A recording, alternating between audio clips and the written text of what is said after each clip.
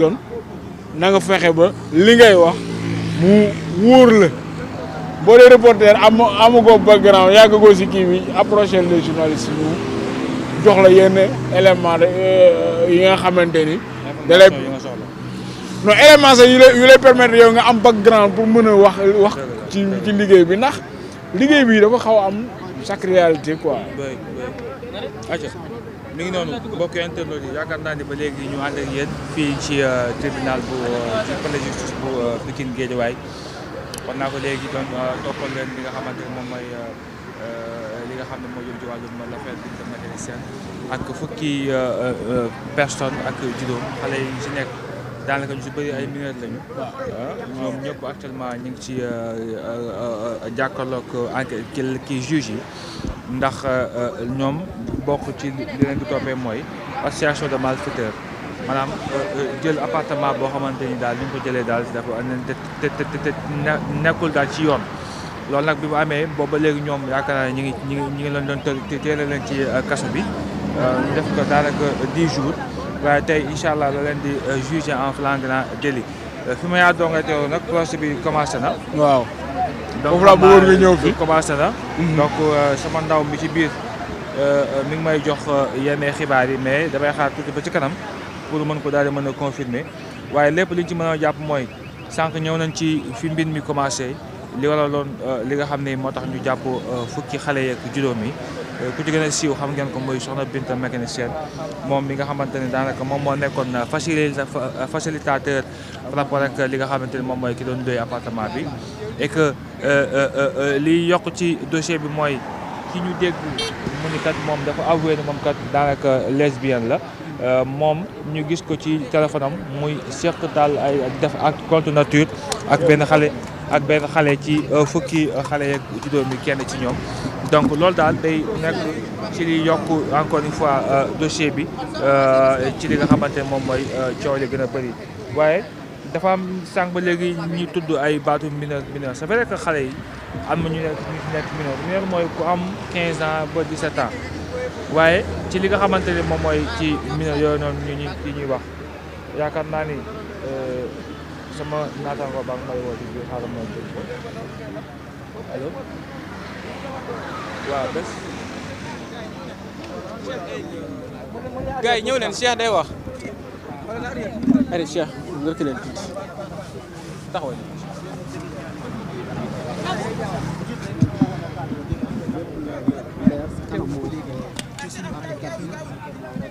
non du yàgg Cheikh wuyul ba pare. voilà mbokk internet yi ñoo ko gisandoo. li nga xamante ni moom lañ gis pour le moment nii mooy ñenn si ay avocats yi commencé nañoo jénn pour mën a xam carrément tey jii sooru bi Binta mécanicien ak ñi nga xamante ni ñoo di ses associés tey jii lan lañ mën a xaarandi tey jii. encore une fois di fàttali que ni moom mi dañ leen a toppee ay chef d'accusation yu bëree bëri bokk na si li nga xamante ni moo di association de malfaiteurs waaye di utiliser yenn si yoo xamante ni suñu ay nekk loo xamante ni gis nañ ko tey jii encore une fois ba tax na daal jàpp nañ tey jii bésu tey bi nañ mën a xam carrément. donc maa ngi lay dagg. voilà donc dama nekkoon ci biir salle bi. effectivement ni may waxee ak yow nii procès bi tàmbali na. voilà ndax ki tax ma dugg sax mooy maître Aboubakary Baro. effectivement moom mooy avocat wu ki nga xam ne mooy Madjiguène. effectivement Madjiguène Souaré mi nga xam ne mooy xaritu Binta mécanicien. effectivement voilà donc maître Aboubakary Baro.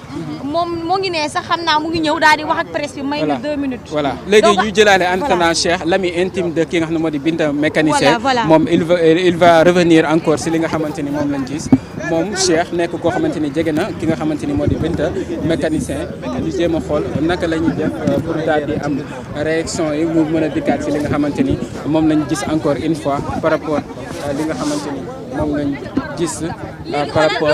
aal suñu micro voilà.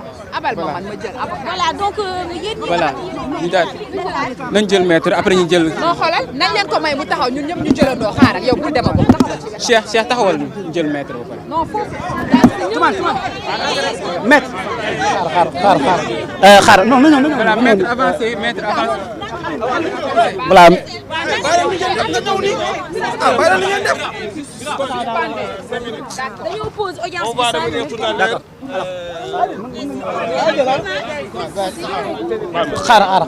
Voilà, nous sommes avec l'avocat.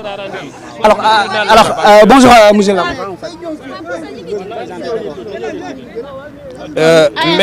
Maître Aboubakry Baro, avocat à la Cour. Nous sommes là pour ce procès opposant la mécanicienne Binta, ses copines, ses copains au ministère public. Alors, ils sont poursuivis pour association de malfaiteurs, incitation de mineurs à la débauche, corruption de mineurs. Alors, l'audience vient juste d'être ouverte. Nous sommes en phase d'interrogatoire, sauf qu'elle vient d'être suspendue, cette audience, pour 5 minutes. Je serai très bref.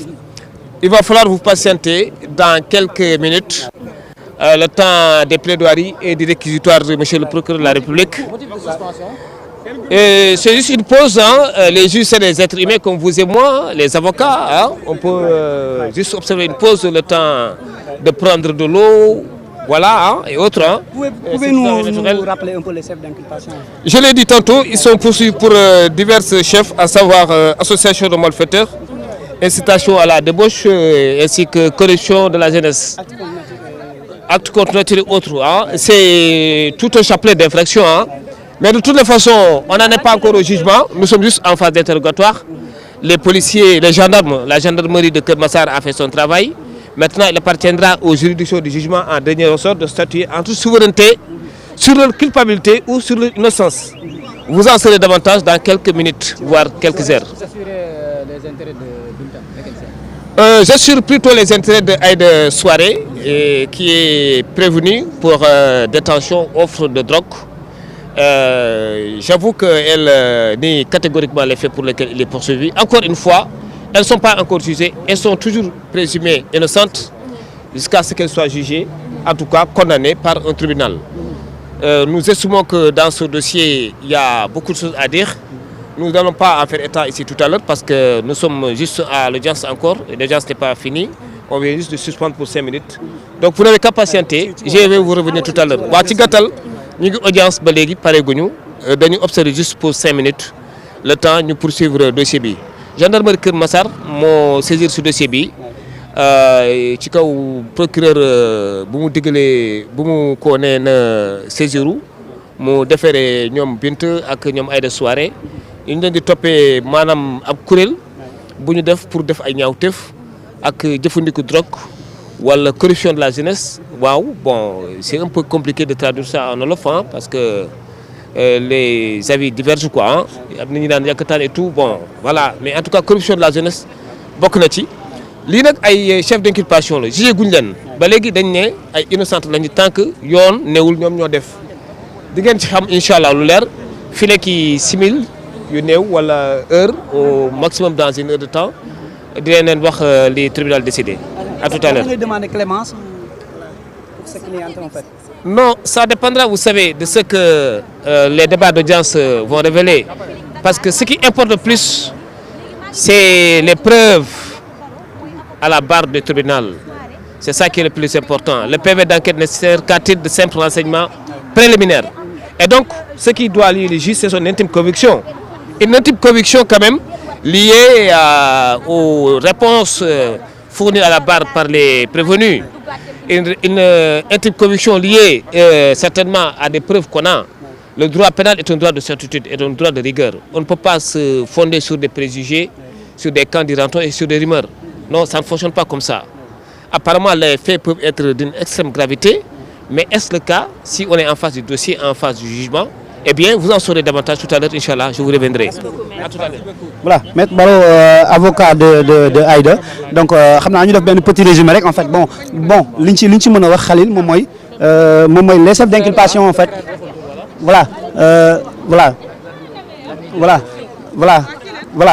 Khalil.